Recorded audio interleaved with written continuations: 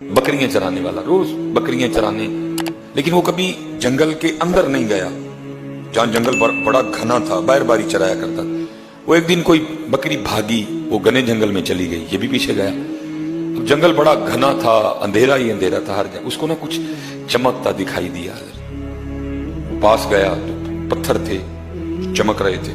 उसने अपनी गोद में जितने उसे डाले गए ना, उसने वो चमकने वाले पत्थर अपनी गोद में डाले और जंगल से लेके बाहर आ गया। अब वो देखे कि ये है क्या, तो उसने समझा चमकने वाले पत्थर है, जाहिल था।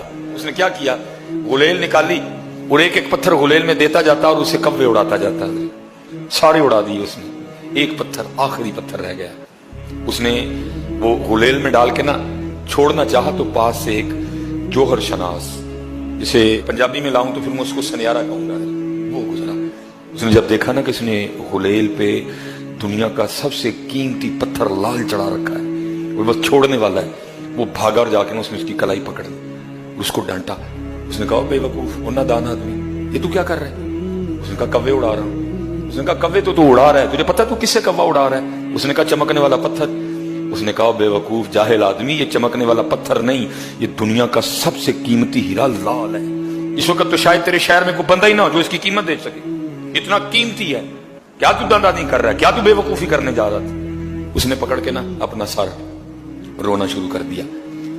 वो जो जोहर शनास था ना, जो जरगर सनियारा जो भी आप उसको बोले, उसने कहा भाई रो क्यों रहा है?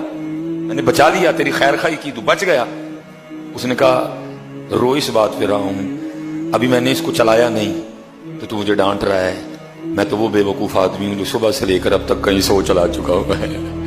ये बयान करने के बाद मौलाना रूम कहते हैं वही चलिया, जो तेरे सांस है ना, ये भी कीमती लाल है, तू इनको चला रहा है बेतुका, ये कीमती लाल है, तू चला रहा है।